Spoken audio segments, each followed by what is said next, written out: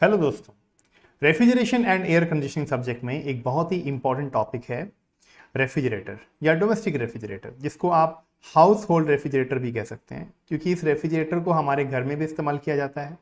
और इसका जो वर्किंग सिस्टम है, जिसको कहते हैं वेपर कंप्रेशन रेफ्रिजरेशन सिस्टम, आपके सभी एग्जाम्स में इससे क्वेश्चंस काफ़ी पूछे जाते हैं। और इस लेक्चर में, इस वीडियो में हम लोग इसी के बारे में पढ़ने वाले हैं, वेपर कंप्रेशन रेफ्रिजरेशन सिस्टम, जिसको शॉर्ट में VCRS भी कहा जाता है। और यही हमारा डोमेस्टिक रेफ्रिजरेटर का वर्किंग सिस्टम भी है। तो चलिए फिर शुरू करते हैं दोस्तों।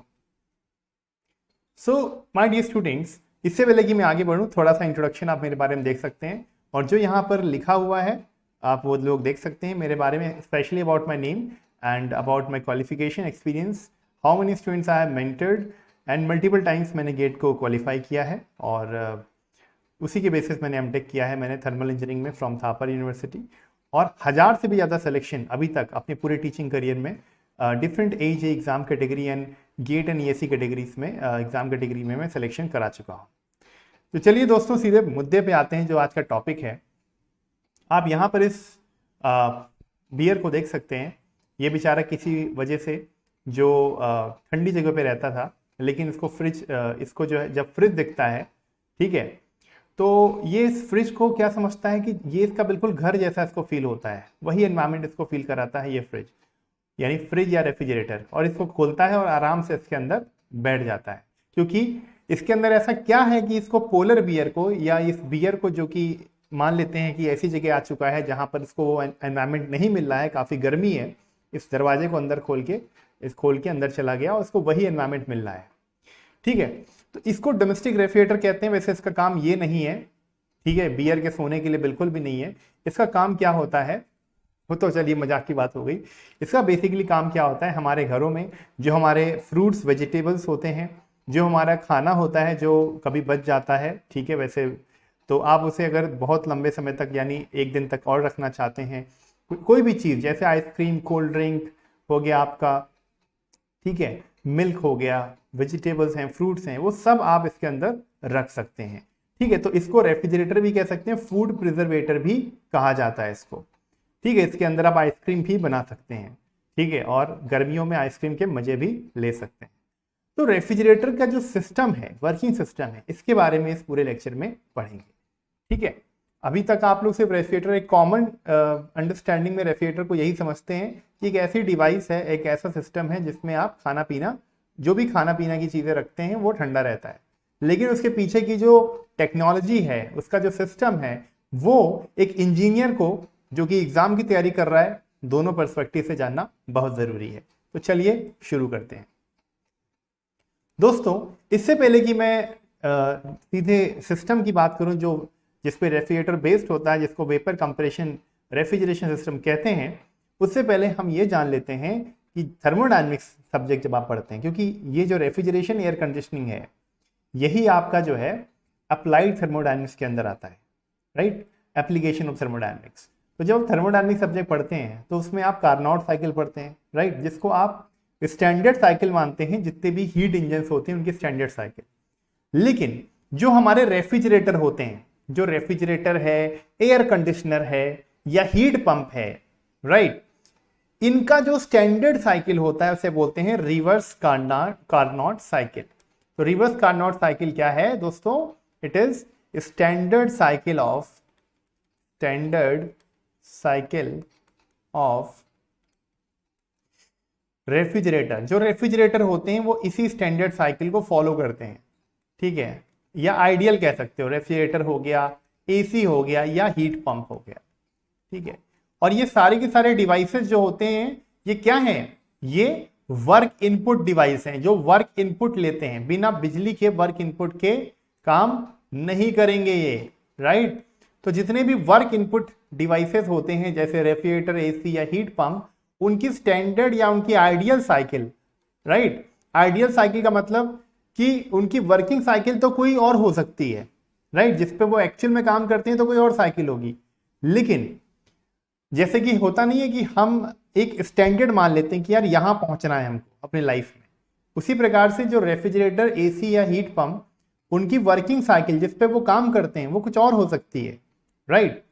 लेकिन वो फॉलो किसको करते हैं, वो किसके जैसा बनना चाहते हैं, रिवर्स कार्नोट साइकिल। क्यों ऐसा, क्यों खास क्या बात है रिवर्स कार्नोट साइकिल में?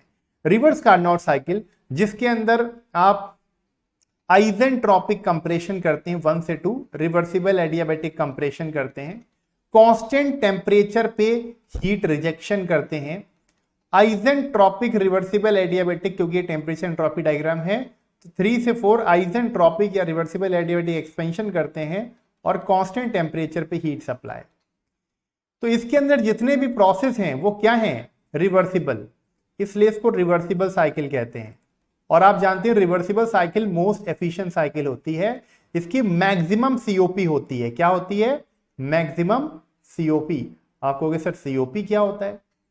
जितने भी ये डिवाइसेस होते हैं, refrigerator, AC, heat pump, right, heat pump क्या है, ब्लोअर, जो हमारे सर्दियों में हमारे कमरे को गर्म रखता है, तो वो हीट पंप हो गया। और रेफ्रिजरेटर, एसी क्या करते हैं, किसी भी सिस्टम को ठंडा रखना काम होता है रेफ्रिजरेटर, एसी का। लेकिन ये सब करने के लिए इनको बिजली चाहिए, वर्क इनपुट चाहिए, और इन सभी की जो स्टैंडर्ड और आइडियल साइकिल है वो है रिवर्स कार्नोट साइकिल। और क्यों है इसकी आइडियल साइकिल? क्योंकि इसकी मैक्सिमम सीओपी होती है। और सीओपी क्या होती है? सीओपी आप थर्मोडायनामिक्स में पढ़ते हैं, सीओपी को बोलते हैं coefficient of performance, coefficient of performance. तो जो कोफिशिएंट ऑफ परफॉर्मेंस है COP, that is equal to desired effect. क्या डिजायर्ड इफेक्ट आपको चाहिए अपनी डिवाइस से, और उसके लिए कितना आप वर्क इनपुट दे रहे हैं, कितना आप बिजली खर्च कर रहे हैं। वर्क इनपुट का मतलब यहां पर पावर इनपुट है, या बिजली कितनी आप दे रहे हैं, राइट, क्योंकि बिना बिजली के ये डिवाइसेस काम नहीं करेंगी। तो वर्क इनपुट देकर कितना डिजायर्ड इफेक्ट आपको मिल रहा है। और ये डिजायर्ड इफेक्ट रेफ्रिजरेटर और एसी के लिए क्या हो जाता है, इन दोनों के लिए हो जाता है कूलिंग इफेक्ट, क्योंकि इनका काम ही है क्या, कूलिंग करना, ठीक है। और जो हीट पंप है, क्योंकि वो ब्लोवर है, तो इसके लिए डिजायर्ड इफेक्ट हो जाता है हीटिंग इफेक्ट, ठीक है। लेकिन क्योंकि हम अभी पढ़ रहे हैं जिस सब्जेक्ट को, उसका नाम है रेफ्रिजरेशन एयर कंडीशनिंग, और उसके अंदर हम डोमेस्टिक रेफ्रिजरेटर पढ़ रहे हैं, तो हम अगर रेफ्रिजरेटर की बात करें तो रेफ्रिजरेटर में बिजली खर्च करके कितनी कूलिंग मिलेगी मुझे, वही उसकी परफॉर्मेंस को बताता है, ठीक है। लेकिन फिर भी अगर हम बात करें किसी भी रेफ्रिजरेटर, एसी या हीट पंप की, तो उनकी स्टैंडर्ड या आइडियल साइकिल है रिवर्स कार्नोट साइकिल, क्योंकि वो एक रिवर्सिबल साइकिल है और उसके अंदर सारे प्रोसेस जो होते हैं वो क्या होते हैं, रिवर्सिबल होते हैं, ऑल रिवर्सिबल प्रोसेस, ठीक है। सारे के सारे प्रोसेस रिवर्सिबल होते हैं, इसलिए वो रिवर्सिबल साइकिल है। और सीओपी कैसे निकालनी है मैंने बता दिया, ठीक है। अब अगर मान लेते हैं कि एक रेफ्रिजरेटर है, ये नॉर्मली सीओपी का फॉर्मूला है किसी भी सिस्टम के लिए, ठीक है, चाहे वो रेफ्रिजरेटर हो या एसी हो या हीट पंप हो। लेकिन सीओपी रिवर्स कार्नोट साइकिल, मान लो रिवर्स कार्नोट पे जो बेस्ड है, या कार्नोट पे जो बेस्ड रेफ्रिजरेटर है, ठीक है, या एसी है, तो उसकी सीओपी कैसे निकलती है, it is equal to lower temperature of the cycle divide by higher temperature minus lower temperature. ये भी आप थर्मोडायनामिक्स में पढ़ते हैं, यानी टेम्परेचर, लोअर टेम्परेचर, जो आपका रेफ्रिजरेटर किसी सिस्टम को लो टेम्परेचर पे मेंटेन करता है ना, तो कितना लो टेम्परेचर मेंटेन कर रहा है, divide by high temperature minus low temperature. Okay, इससे आप रिवर्स कार्नोट रेफ्रिजरेटर की सीओपी निकाल सकते हैं जो मैक्सिमम होती है। ओके, तो ये तो हो गया रिवर्स कार्नोट साइकिल। तो ये कहने मतलब है कि सारे के सारे जो डिवाइसेस हैं वो फॉलो इसको जरूर करते हैं, लेकिन कि खुद की जो वर्किंग साइकिल होती है वो कुछ और ही होती है, जो आज के हम इस वीडियो में पढ़ेंगे कि डोमेस्टिक रेफ्रिजरेटर का जो वर्किंग सिस्टम है उसे वेपर कंप्रेशन रेफ्रिजरेशन सिस्टम कहते हैं, और उसकी जो वर्किंग साइकिल है उसको वेपर कंप्रेशन रेफ्रिजरेशन साइकिल कहते हैं। यानी वो इस पे काम नहीं करता, इसको फॉलो करना चाहता है बट इस पे काम नहीं करता रेफ्रिजरेटर। ओके, तो दोस्तों आगे बढ़ने से पहले दो चीजें हैं जो आपको पता होनी चाहिए रेफ्रिजरेशन एयर कंडीशनिंग में। एक कि रेफ्रिजरेशन इफेक्ट क्या होता है। रेफ्रिजरेशन इफेक्ट यानी कि cooling effect, it is a process of providing and maintaining lower temperature then that of surrounding. क्योंकि आप लोगों ने अगर थर्मोडायनामिक सब्जेक्ट में जब आप पढ़ते हैं तो उसमें आपने थर्मोडायनामिक सब्जेक्ट में आप लोग पढ़ते हैं कि रेफ्रिजरेटर एक या एसी एक ऐसी डिवाइस है जिसका काम होता है कि जो सिस्टम लो टेम्परेचर पे है या सिस्टम को लो टेम्परेचर पे मेंटेन करने के लिए, ये लो टेम्परेचर पे सिस्टम को मेंटेन करने के लिए उसके अंदर की जो हीट है वो ले लेता है और इस तरीके से उसे लो टेम्परेचर पे मेंटेन करता है और उसके लिए वो बिजली खर्च करता है, वर्क इनपुट, राइट। और फिर हीट रिजेक्ट कर देता है किसको? हाई टेम्परेचर सराउंडिंग को। तो रेफ्रिजरेटर के जो हाई टेम्परेचर है वो क्या है? आपका सराउंडिंग हो गया। तो इस सराउंडिंग को हीट रिजेक्ट कर देता है और सिस्टम जो है वो लो टेम्परेचर पे है, जिसको वो लो टेम्परेचर में मेंटेन करने के लिए उसके अंदर की हीट वो खुद ले लेता है। ओके, और ये सब करने के लिए इसे वर्क इनपुट चाहिए होता है। तो जो रेफ्रिजरेशन इफेक्ट है वो क्या है? ये है रेफ्रिजरेशन इफेक्ट। इसी को आप रेफ्रिजरेशन इफेक्ट कहते हैं या डिजायर्ड इफेक्ट कहते हैं रेफ्रिजरेटर के लिए। This is your refrigeration effect, QL। तो अगर मान लो मुझे COP निकालनी है रेफ्रिजरेटर की इस डायग्राम के अकॉर्डिंग, तो क्या हो जाएगा? Desired effect. डिजायर्ड इफेक्ट क्या है इसका? Refrigeration effect. ठीक है, डिजायर्ड इफेक्ट क्या होता है एक रेफ्रिजरेटर का? Refrigeration effect divide by work input. तो इस तरीके से आप COP निकाल सकते हैं। और इस डायग्राम से अगर आप देखें जो मैंने बनाया है, इसमें डिजायर्ड इफेक्ट क्या है? QL divide by work input. तो रेफ्रिजरेशन इफेक्ट कुछ नहीं है, इसको कूलिंग इफेक्ट भी कह सकते हैं कि आपके रेफ्रिजरेटर से आपका डिजायर्ड इफेक्ट ऑफ रेफ्रिजरेटर को ही हम रेफ्रिजरेशन इफेक्ट कहते हैं, जो हमें कूलिंग चाहिए होती है। ओके, अब हमारे रेफ्रिजरेटर में कूलिंग ऑब्टेन करने के लिए एक वर्किंग फ्लूइड जो लगता है, जो कूलिंग करने में हेल्प करता है, जिसके बिना कूलिंग नहीं हो सकती, उसे हम रेफ्रिजरेंट कहते हैं। तो रेफ्रिजरेंट क्या है? वो वर्किंग सब्सटेंस है, वो वर्किंग फ्लूइड है जिसको यूज करते हैं हम लोग रेफ्रिजरेटर में या AC में किसी भी सिस्टम को लो टेम्परेचर में मेंटेन करने के लिए। उस वर्किंग फ्लूइड को ही हम कहते हैं रेफ्रिजरेंट। ओके, तो ये हो गई डेफिनेशन। COP के डेफिनेशन तो मैं बता ही चुका हूं। Ratio of desired effect to the work input, इसको COP कहते हैं और इसका फॉर्मूला आपको ध्यान रखना है। और आपके जो वेपर कंप्रेशन रेफ्रिजरेशन सिस्टम है, इसकी भी परफॉर्मेंस निकालने के लिए आप यही फॉर्मूला यूज करेंगे। ठीक है, बस थोड़ा सा चेंज है। अगर आप रेफ्रिजरेटर की बात कर रहे हैं तो डिजायर्ड इफेक्ट क्या हो जाएगा? रेफ्रिजरेशन इफेक्ट हो जाएगा। अब क्या है कि जब आप रेफ्रिजरेशन की बात करते हैं दोस्तों, तो रेफ्रिजरेशन की यूनिट क्या होती है? जैसे पावर की यूनिट होती है वॉट या किलोवाट, है ना। एनर्जी की यूनिट होती है जूल या किलो जूल। उसी प्रकार से आपके रेफ्रिजरेशन में कितनी कूलिंग आपको मिल रही है, उसको कैसे क्वांटिफाई करते हैं, किस यूनिट में उसे मेजर करते हैं? तो जो रेफ्रिजरेशन की यूनिट होती है उसे बोलते हैं टन ऑफ रेफ्रिजरेशन। क्या बोलते हैं इसको? यूनिट ऑफ रेफ्रिजरेशन को क्या बोलते हैं? Ton of refrigeration. Ton of refrigeration भी कह सकते हैं या टन्स ऑफ रेफ्रिजरेशन भी कह सकते हैं। शॉर्ट फॉर्म में बोलते हैं T.R, यानी TR कहते हैं इसको। इसी को यूनिट ऑफ रेफ्रिजरेशन कहते हैं। अब इसकी डेफिनेशन भी होती है। इसकी डेफिनेशन होती है, it is defined as amount of heat which is required to extract from 1 ton of water which is at 0 degree Celsius in order to convert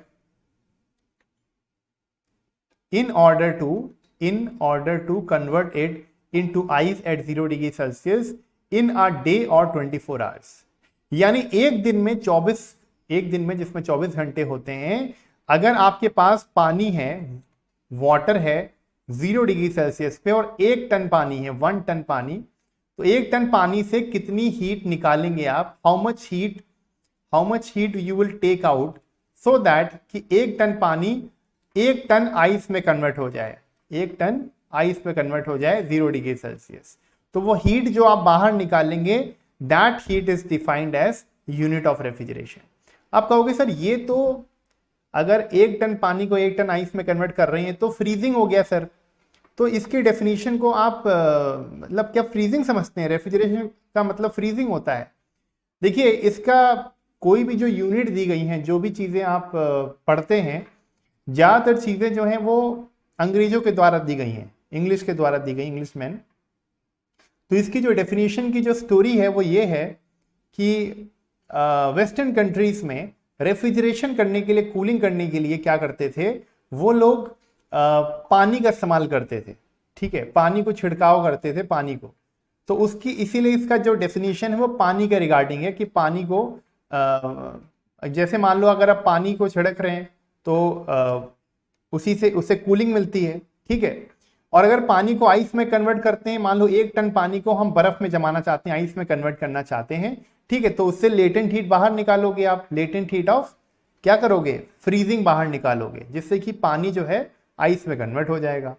और इसी की मदद से, और ये सारा का सारा प्रोसेस हम देखते हैं 24 घंटे में, 24 आवर्स में, 24 hour which is equal to 1 day. तो बेसिकली डेफिनेशन इस तरीके से आती है, लेकिन इंपॉर्टेंट ये नहीं है, इंपॉर्टेंट है इसकी वैल्यू।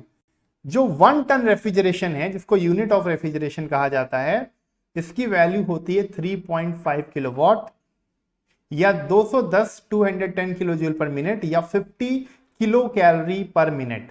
ये आपकी 1 टन रेफ्रिजरेशन की यूनिट होती है, ठीक है। अब आप कहोगे सर ये होता क्या है सर, आप लोगों ने जब एसी खरीदते हो, एयर कंडीशनर, ठीक है, ज्यादातर आप लोगों ने एसी जब खरीदते हो, स्पेशली कभी खरीदा होगा एसी, तो आप देखोगे एसी अलग अलग उसमें आते हैं।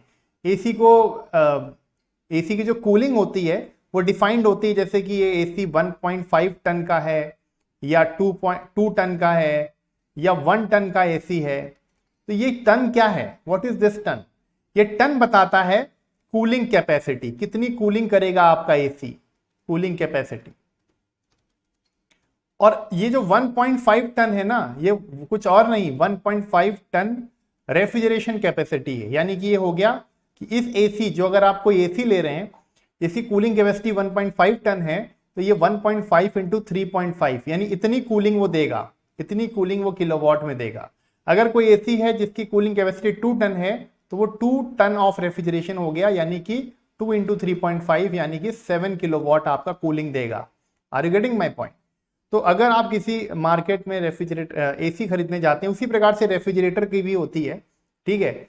बट एसी में साफ साफ लिखा भी होता है, आपने देखा भी होगा कि कमरे के साइज के अकॉर्डिंग हमें कूलिंग चाहिए होती है। अगर बहुत बड़ा साइज का रूम है तो उसमें जो एसी लगेगा, एसी का साइज बड़ा नहीं हो जाता है, एसी की कूलिंग कैपेसिटी उतनी ज्यादा आप लेते हैं। तो depending on the room size, कितने साइज का रूम है जिसमें आप एसी लगा रहे हैं, ठीक है, तो उसमें आपकी कूलिंग कैपेसिटी एसी की अलग अलग होती है। 1 टन के भी आते हैं, 2 टन के भी आते हैं, 1.5 टन। तो ये टन क्या है, कूलिंग कैपेसिटी। और यही टन जो है टन ऑफ रेफ्रिजरेशन है, जिसको यूनिट ऑफ रेफ्रिजरेशन कहते हैं।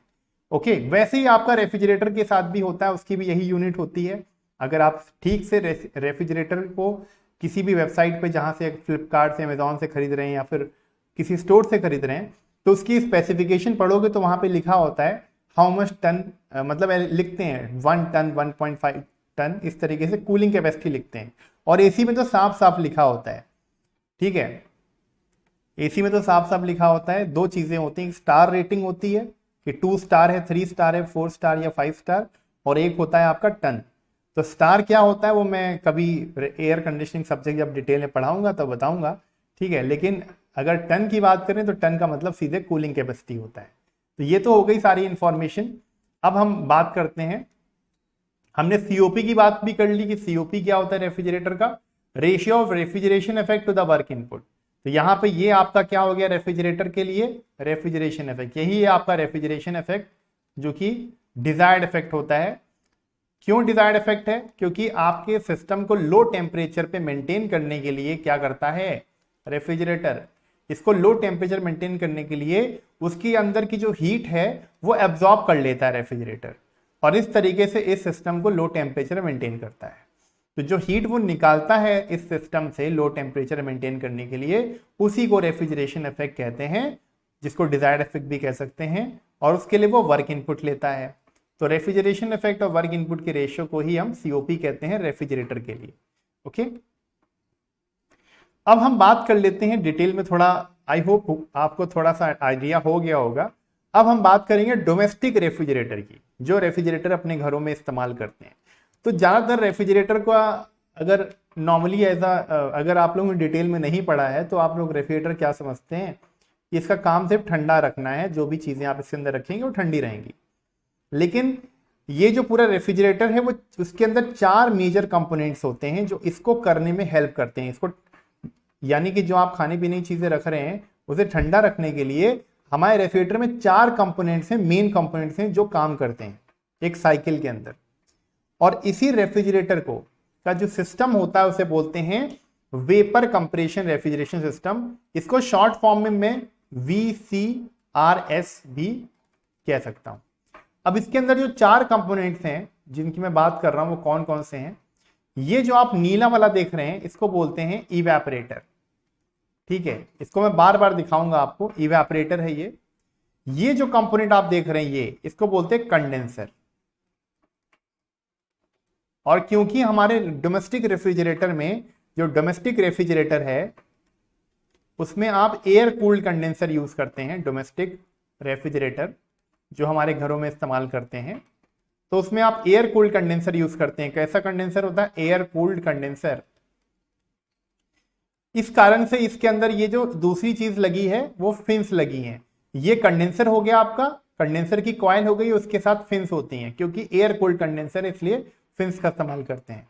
फिन कोई कंपोनेंट नहीं है बट वो कंडेंसर का पार्ट होता है। ठीक है, उसके बाद आपके इसमें ये है कंप्रेशर।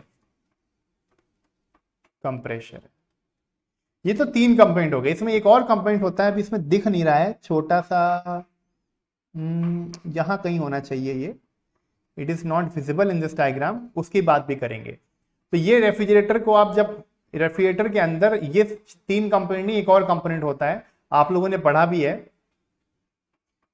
ठीक है, एक और डायग्राम है आपके रेफ्रिजरेटर का, ये भी देख सकते हैं आप। ये जो है ये कंप्रेशर है, कंप्रेशर। रेफ्रिजरेटर में ये कंप्रेशर हो गया। ये जो पीछे आप देख रहे हैं ये है कंडेंसर। ठीक है, ये जो नीचे ट्रे लगी है इसके अंदर ही आपका, जब आप डिफ्रॉस्टिंग करते हैं, यानी कि जब आपके रेफ्रिजरेटर में बर्फ जम जाती है, आइस आ जाती है, तो डिफ्रॉस्टिंग करने पे यहाँ पे पानी इकट्ठा हो जाता है मेल्ट होके। ठीक है, तो इस तरीके से यहाँ पानी इकट्ठा होता है, आप इस ट्रे को बाहर निकाल के उस पानी को गिरा सकते हैं और डिफ्रॉस्टिंग कर सकते हैं, वो हम बाद में डिस्कस करेंगे। लेकिन यहाँ पर कंडेंसर हो गया, कंप्रेशर हो गया। अंदर की तरफ, ऊपर की तरफ यहाँ पे इवेपोरेटर होता है जो अंदर होता है, अभी यहाँ दिखेगा नहीं। और इसी इवेपोरेटर को हम फ्रीजर भी कहते हैं। इसी के अंदर फ्रीजिंग होती है, फ्रीजर। ठीक है, यानी फ्रीजर कहाँ होता है? सबसे ऊपर रखा होता है रेफ्रिजरेटर में, टॉप सेक्शन में। ठीक है, अंदर की तरफ। और इसमें एक चीज होती है कैपिलरी ट्यूब। कैपिलरी ट्यूब, आप कहोगे सर कैपिलरी ट्यूब, ये तो थ्रॉटलिंग डिवाइस होती है। यस, ये जो कैपिलरी ट्यूब होती है वो थ्रॉटलिंग डिवाइस होती है, वो एक्सपेंशन डिवाइस होती है। इसके अंदर एक्सपेंशन वॉल होती है जो कि इसके अंदर कैपिलरी ट्यूब इस्तेमाल करते हैं हम लोग, जो कि एक थ्रॉटलिंग डिवाइस है। और ये कैपिलरी ट्यूब कुछ इस प्रकार से आपकी दिखती है, आप लोगों ने पढ़ा भी है। It is a throttling device जिसमें इंथैल्पी कांस्टेंट होती है, इंथैल्पी कांस्टेंट होती है, इसके अंदर थ्रॉटलिंग प्रोसेस होता है। तो इसको हम यूज करते हैं हमारे, it is a throttling device use in the refrigerator for expansion purpose. Okay, तो अगर आप ठीक से और डिटेल में थोड़ा डायग्राम देखते हैं और थोड़ा जूम करता हूं मैं, तो कुछ इस तरीके से हमारा रेफ्रिजरेटर होता है। ये आपका नीचे जो बॉक्स टाइप का दिख रहा है, ये बॉक्स टाइप का जो है वो कंप्रेशर है, बट इसके बारे में कुछ चीजें आपको पता होनी चाहिए कि इसको बोलते हैं हर्मेटिक कंप्रेशर। हर्मेटिक कंप्रेशर इसलिए कहते हैं क्योंकि एक ऐसा कंप्रेशर होता है जिसके अंदर मोटर जो कंप्रेशर को चलाता है और कंप्रेशर दोनों के दोनों इसके अंदर क्या होते हैं, motor and compressor are sealed together, दोनों एक साथ एक बॉक्स में रहते हैं सील्ड रहकर, इसलिए इसको हर्मेटिक कंप्रेशर कहते हैं। ये रेसिप्रोकेटिंग कंप्रेशर होता है जिसमें मोटर जो कंप्रेशर को चलाता है, जो पावर देता है कंप्रेशर को, वो दोनों एक साथ इस बॉक्स में रहते हैं। ये जो पतली सी देख रहे हैं ये कैपिलरी ट्यूब है आपका, कैपिलरी ट्यूब है आपका। और ये आप देख रहे हैं ये जो इस तरह का कॉइल है, तो ये है आपका कंडेंसर। कंडेंसर अकेले काम नहीं करते, कंडेंसर के साथ फिन्स होती हैं आपकी, क्योंकि ये मैंने बताया एयर कूल्ड कंडेंसर होता है। ठीक है, अभी इसमें इस वाले डायग्राम में इवेपोरेटर नहीं दिख रहा है साफ साफ, इवेपोरेटर इस डायग्राम में साफ साफ दिख रहा था, इस वाले डायग्राम। ये सबसे ऊपर जो है इवेपोरेटर की कॉइल है। ठीक है, इवेपोरेटर। ठीक है, इस डायग्राम में आपको कंडेंसर और कंप्रेशर दिख रहा है और कैपिलरी ट्यूब दिखा दिया, इसमें और थोड़ा फोकस हो गया। तो आपका जो डोमेस्टिक रेफ्रिजरेटर है उसका जो वर्किंग सिस्टम होता है वो वेपर कंप्रेशन रेफ्रिजरेशन साइकिल या VCRS vapour compression refrigeration system पे डोमेस्टिक रेफ्रिजरेटर बेस्ड होता है। ओके, इसके अंदर 4 मेजर कंपोनेंट होते हैं, 4 बेसिक कंपोनेंट होते हैं, इवेपरेटर, कंप्रेशर, कंडेंसर और एक्सपेंशन डिवाइस। और एक्सपेंशन डिवाइस के लिए इसके अंदर कैपिलरी ट्यूब का इस्तेमाल किया जाता है। ओके, आप जानते हैं कैपिलरी ट्यूब का पर्पस क्या होता है। इसके अंदर प्रेशर और टेम्परेचर को रिड्यूस करते हैं, राइट, और इसमें इंथैल्पी कांस्टेंट रहती है। तो मैंने क्या कहा आपसे कि इसके अंदर 4 मेजर कंपोनेंट होते हैं। तो इन 4 कंपोनेंट्स को अगर आप सिर्फ 4 कंपोनेंट पे फोकस करें तो कंप्रेशर होता है जिसका काम होता है वर्क इनपुट, यही वर्क इनपुट लेता है आपका मोटर से, ठीक है। इसके बाद कंडेंसर लगा होता है, उसके बाद एक्सपेंशन वॉल्व जो कि कैपिलरी ट्यूब है, और फिर इवेपरेटर। इस तरीके से चारों कंपोनेंट एक साइकिल में काम करते हैं। ओके, एक और चीज, इस पूरे साइकिल में कंडेंसर जो होता है वो हाई प्रेशर पे रहता है, इवेपरेटर जो है लो प्रेशर पे रहता है। ओके, और मैंने आपको क्या कहा था कि इसके अंदर, इन सबके अंदर क्या होता है, रेफ्रिजरेंट यूज करते हैं। Refrigerant circulates through these components. इन कंपोनेंट्स के थ्रू रेफ्रिजरेंट क्या होता है, सर्कुलेट करता है to produce cooling. Components to produce cooling, cooling produce करने के लिए जो रेफ्रिजरेंट है वो इनके अंदर सर्कुलेट होता है। अगर बात करें कि earlier R12 was used as refrigerant, पहले इसके अंदर R12 यूज करते थे रेफ्रिजरेंट की तरह in refrigerator. Then R12 was replaced, इसको रिप्लेस कर दिया गया क्योंकि R12 के अंदर क्या होता है, R12 के अंदर क्लोरीन एटम होते थे। इसका फॉर्मूला होता है CF2Cl2। इसके अंदर क्या होते हैं, 2 fluorine atom, 2 chlorine atom, 1 carbon atom. तो जो क्लोरीन होता है वो क्या करता है, chlorine causes ozone depletion, ozone layer का डिप्लीशन करता था, ओजोन लेयर के अंदर होल करता था, इसलिए इसको बंद कर दिया गया। इसको रिप्लेस किया गया R134 से। Okay, R134A। इसके अंदर क्लोरीन, इसका फॉर्मूला होता है, केमिकल फॉर्मूला होता है C2H2F4। इसके अंदर 4 फ्लोरीन एटम, 2 हाइड्रोजन एटम और 2 कार्बन एटम होते हैं, क्लोरीन नहीं होता। तो ये इको फ्रेंडली रेफ्रिजरेंट होता है जो यूज किया गया आफ्टर R12। आजकल यूज करते हैं R606A, आइसोब्यूटेन का इस्तेमाल करते हैं आजकल रेफ्रिजरेटर में। ओके, तो ये तो हो गया वर्किंग फ्लूइड। अब ये वर्किंग फ्लूइड इन चारों कंपोनेंट में कैसे सर्कुलेट करता है। सबसे पहले इवेपरेटर से जब रेफ्रिजरेंट आता है तो इवेपरेटर के अंदर इवेपरेशन होता है। इवेपरेटर के अंदर क्या होता है, इवेपरेशन। इवेपरेशन का मतलब क्या होगा, लिक्विड जो है वो वेपर में कन्वर्ट होता है, ठीक है, यही तो हो गया इवेपरेशन, कांस्टेंट प्रेशर पे। तो जब वेपर निकलते हैं तो इससे निकलते हैं, आइडियल वेपर कंप्रेशन में इससे निकलते हैं सैचुरेटेड वेपर। फेज चेंज तो पढ़ा है ना आप लोगों ने थर्मोडायनेमिक्स में। सैचुरेटेड वेपर जो है इससे आइडियल कंडीशन में बाहर आते हैं, या ड्राई वेपर बाहर आते हैं इवेपरेटर से कूलिंग करने के बाद। किसके, रेफ्रिजरेंट। जो रेफ्रिजरेंट होता है वो अपना रूप भी बदलता है, इवेपरेटर के अंदर कूलिंग करते हैं। इवेपरेटर जो है वो कंपोनेंट है जिसमें कूलिंग होती है, ठीक है। तो कूलिंग होती मतलब इसके अंदर हीट एब्जॉर्ब होती है। जब हीट एब्जॉर्ब होती है, जो लिक्विड रेफ्रिजरेंट होता है हीट एब्जॉर्ब करके वो वेपर में कन्वर्ट हो जाता है। ओके, तो इससे बाहर निकलता है सैचुरेटेड वेपर, और यही सैचुरेटेड वेपर जब कंप्रेशर में जाता है तो कंप्रेशर क्या करता है, उसके प्रेशर और टेम्परेचर को बढ़ा देता है और उसे बनाता है सुपर हीटेड वेपर। और सुपर हीटेड वेपर किसके, रेफ्रिजरेंट के। अब ये सुपर हीटेड वेपर रेफ्रिजरेंट के कहां जाते हैं, कंडेंसर के अंदर। कंडेंसर के अंदर क्या होता है, वेपर को लिक्विड में कन्वर्ट करते हैं, कंडेंसेशन कहते हैं इसको। तो कंडेंसेशन होता है, हीट रिजेक्शन होता है, ठीक है। और इससे क्या होता है, कंडेंसर से निकलता है सैचुरेटेड लिक्विड। क्या आता है, सैचुरेटेड लिक्विड। ये हाई प्रेशर सैचुरेटेड लिक्विड निकलता है कंडेंसर से, जो कि जाता है एक्सपेंशन वॉल्व, कैपिलरी ट्यूब। इसके अंदर प्रेशर और टेम्परेचर कम होता है, और कैपिलरी ट्यूब में ऐसा जब होता है तो थोड़े से लिक्विड वेपर में कन्वर्ट हो जाते हैं। तो इससे आता है क्या, वेट वेपर। सैचुरेटेड लिक्विड और वेपर का मिक्सचर वेट वेपर आपके इसके अंदर जाता है, इवेपोरेटर के अंदर। तो इस तरीके से आप देखोगे रेफ्रिजरेंट अपना रूप बदलता है। कंप्रेसर के एग्जिट पे सुपर हीटेड वेपर, कंडेंसर के एग्जिट पे सैचुरेटेड लिक्विड, एक्सपेंशन वॉल के एग्जिट पे वेट वेपर यानी सैचुरेटेड लिक्विड वेपर मिक्सचर, और इवेपोरेटर के एग्जिट पे सैचुरेटेड वेपर। इस तरीके से वो सर्कुलेट करता है कौन, रेफ्रिजरेंट, इन सभी कंपोनेंट्स के अंदर। ओके, तो ये मैंने आपको पूरा समझा दिया है, होप आपको क्लियर हो गया होगा। यानी हमारे डोमेस्टिक रेफ्रिजरेटर के अंदर ये जो 4 मेजर कंपोनेंट्स मैंने डिस्कस किए, इनके अंदर जो हमारा रेफ्रिजरेंट है वो अलग अलग रूप में सर्कुलेट करता है।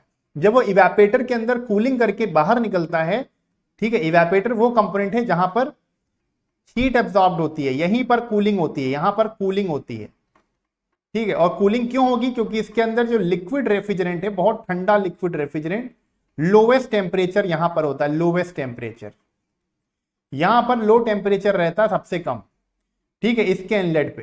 तो जो लिक्विड रेफ्रिजरेंट होता है वो जब वेपर में कन्वर्ट होता है तो वही वेपर, सैचुरेटेड वेपर, इससे बाहर आते हैं जो कंप्रेशर में जाते हैं। कंप्रेशर इसको सुपर हीटेड वेपर बनाता है, और वो सुपर हीटेड वेपर जब कंडेंसर में जाते हैं तो उसमें कंडेंसेशन होता है जिसमें हीट रिजेक्शन होता है, और फिर वो सैचुरेटेड लिक्विड बाहर निकलते हैं कंडेंसर से हाई प्रेशर पे, और फिर वो जाते हैं जब इसके अंदर कैपिलरी ट्यूब के अंदर, तो कैपिलरी ट्यूब में एक्सपेंशन होता है कांस्टेंट इंथैल्पी पे, और उससे प्रेशर टेम्परेचर जो है इस सैचुरेटेड लिक्विड का कम होता है, लेकिन कुछ लिक्विड वेपर में कन्वर्ट हो जाते हैं। तो सैचुरेटेड लिक्विड वेपर मिक्सचर, जिसको आप बोलते हैं वेट वेपर, ठीक है, वो जाते हैं फिर इवेपोरेटर में, और उनमें से जो लिक्विड होता है वो हमारे इवेपोरेटर में जब जाता है, लिक्विड रेफ्रिजरेंट, ठंडा लिक्विड रेफ्रिजरेंट, तो वो हीट को एब्जॉर्ब करता है और वो कूलिंग, इस तरह से कूलिंग होती है।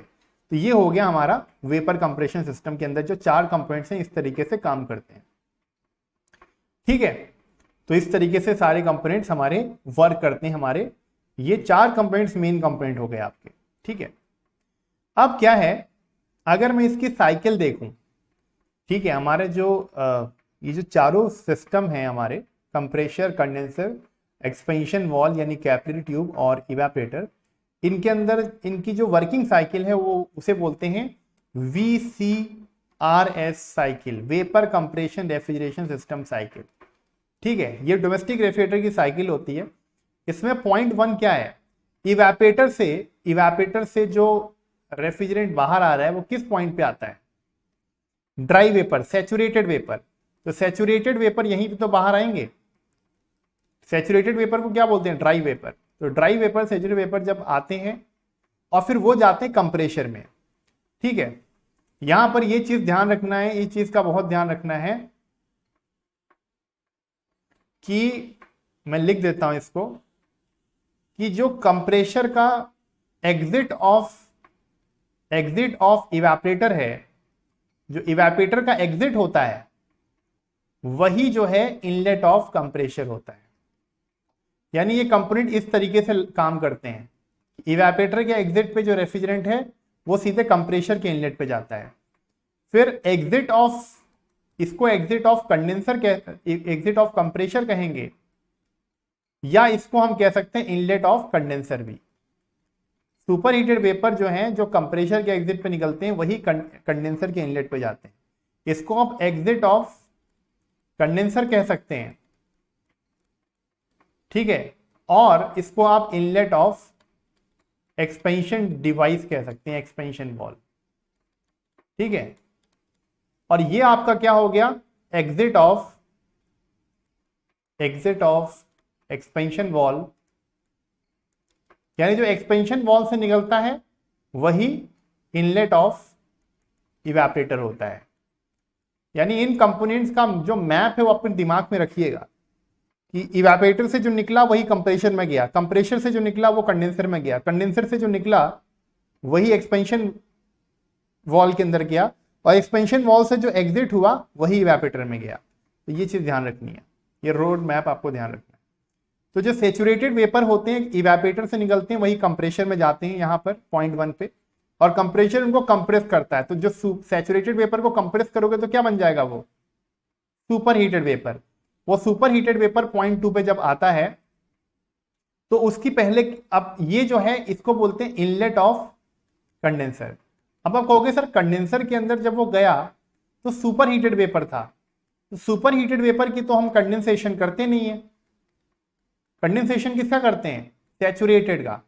इस पॉइंट से इस पॉइंट ये है कंडेंसेशन जो कंडेंसर करता है। तो कंडेंसर फिर यहां से यहां क्या करता है? इस पॉइंट से इस पॉइंट क्या करता है? इसको बोलते हैं डी सुपर हीट। क्या बोलते हैं? D super heat.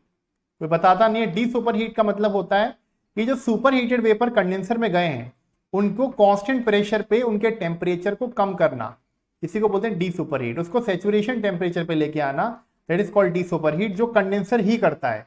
कंडेंसर में अंदर पहले डी सुपर हीटिंग होती है, फिर कंडेंसेशन होता है, लेकिन ये सारा प्रक्रिया जो है कांस्टेंट प्रेशर पे होती है।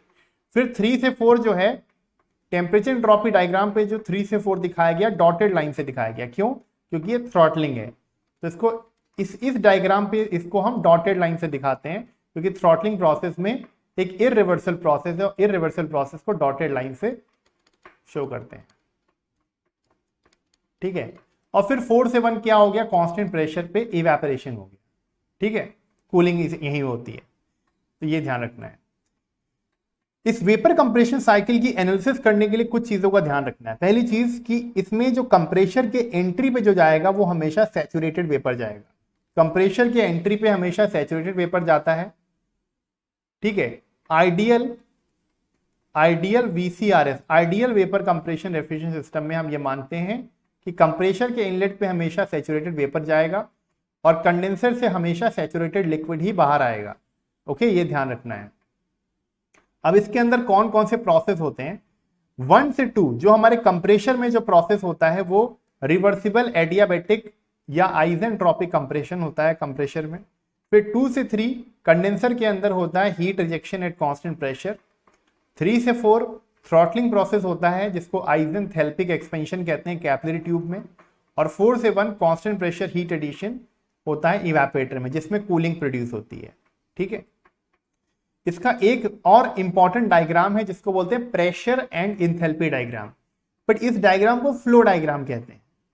यानी कि हमारे इन चारों कंपोनेंट्स के अंदर जब रेफ्रिजरेंट फ्लो करता है तो प्रेशर और इंथैल्पी पे क्या फर्क पड़ता है, इसको दिखाया गया है प्रेशर और इंथैल्पी के इस डायग्राम पे। प्रेशर वाई एक्सिस पे और स्पेसिफिक इंथैल्पी एक्स एक्सिस पे रखते हैं इसमें। तो आप देखोगे पहले 1 से 2 क्या है? कंप्रेशन। जो कंप्रेशन करते हैं तो क्या होता है? इंथैल्पी भी बढ़ती है और प्रेशर भी बढ़ती है। तो किसी चीज को बढ़ते हुए कैसे दिखा सकते हैं? ऐसे आप इसको कर्व भी दिखा सकते हैं या स्ट्रेट लाइन से भी दिखा सकते हैं। फिर 2 से 3 पूरा का पूरा क्या है? कांस्टेंट प्रेशर पे प्रोसेस।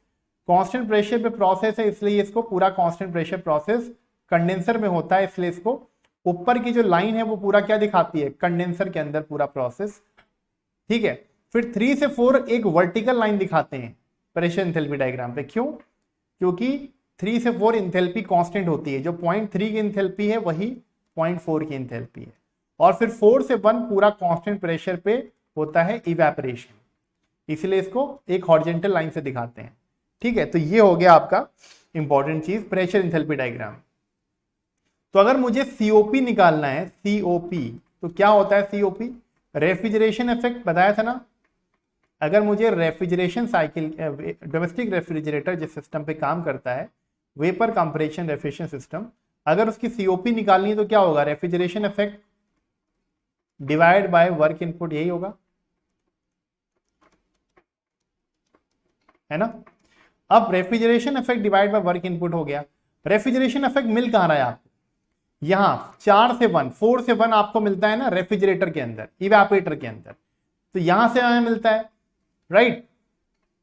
तो रेफ्रिजरेशन इफेक्ट जब होता है तो क्या होता है? आपके जो रेफ्रिजरेशन इफेक्ट है वो क्या होता है? Enthalpy at exit of evaporator minus enthalpy at inlet of evaporator. इन दोनों के डिफरेंस को बोलेंगे refrigeration effect, divide by work input कहां पे देना पड़ता है हमको? कंप्रेशर के अंदर 1 से 2।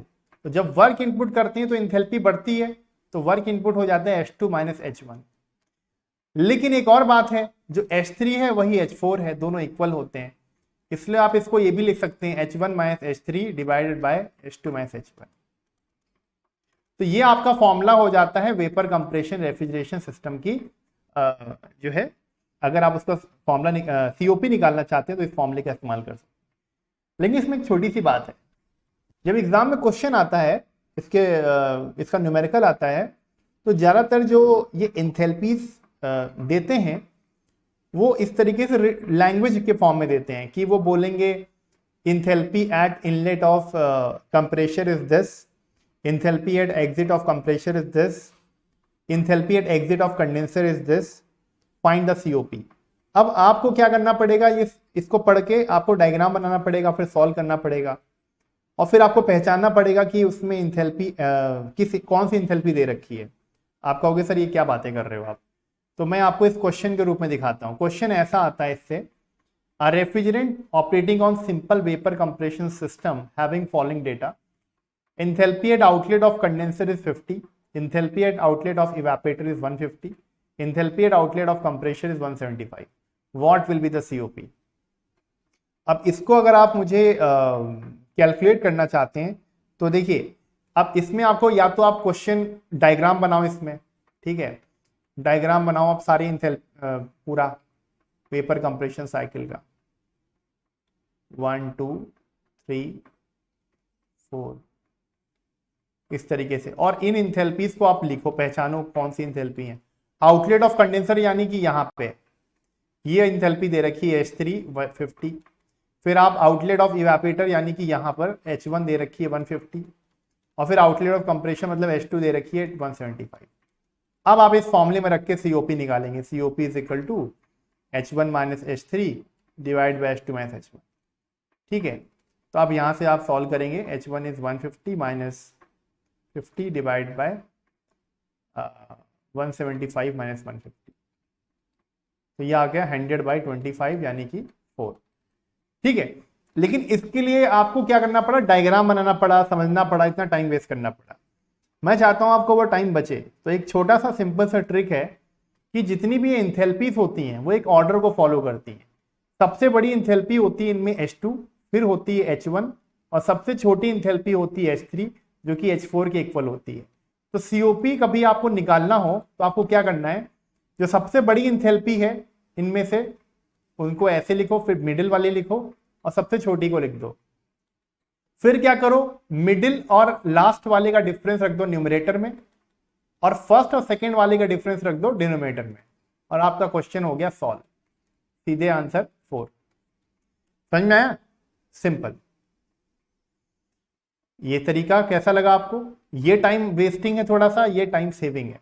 इसको थोड़ा सा दूसरे क्वेश्चन में समझते हैं। आपको लग रहा होगा सर मैं पहला वाला तरीका भी इस्तेमाल कर सकता हूं, कर सकते हैं आप, लेकिन अब आप इसको देखिए, इस मेथड को। इस मेथड में क्या, आपको इतना बड़ा क्वेश्चन दे रखा है, ठीक है, लैंग्वेज के फॉर्म में, refrigerant vapour enters into the compressor of a standard vapour compression cycle at this, ठीक है, ये सब दे दिया। अब क्या करना है अपने को, इसमें आपको या तो इसको पूरा डायग्राम बनाओ, पढ़ो कि वेपर एंटर इनटू कंप्रेसर, तो ये कौन सी इंथैल्पी हो गई, ठीक है, एंड लीव द कंप्रेसर, ये कौन सी इंथैल्पी। तो आप या तो इसको इतने स्मार्ट बनो, या तो आप क्या करो, सबसे बड़ी इंथैल्पी लिखो, मिडिल वाली इंथैल्पी लिखो, सबसे छोटी इंथैल्पी लिखो, और फिर क्या करो, COP में इन दोनों का डिफरेंस, मिडिल और लास्ट का डिफरेंस न्यूमरेटर में, और इन दोनों का डिफरेंस डिनोमिनेटर में, ठीक है, और यहां पे COP आपकी सीधे 5.5 आपका आंसर आ गया, ठीक है। तो ये तरीका मुझे ज़्यादा इजी लगता है और टाइम सेविंग भी लगता है, आप इसका इस्तेमाल करें। आई होप आपको ये जो मैंने आपको डोमेस्टिक रेफ्रिजरेटर पूरा समझाया है इस पूरे लेक्चर में अच्छे से क्लियर हो गया होगा, और मिलता हूँ आप लोगों से और भी क्लासेस में, ठीक है। तो मुझे बताइएगा कैसा लगा आपको ये सिस्टम पूरा। हमारे डोमेस्टिक रेफ्रिजरेटर इसी सिस्टम पे काम करता है और इसी तरीके से उसकी परफॉर्मेंस आप निकाल सकते हैं। Thank you so much, thank you everyone, have a nice day.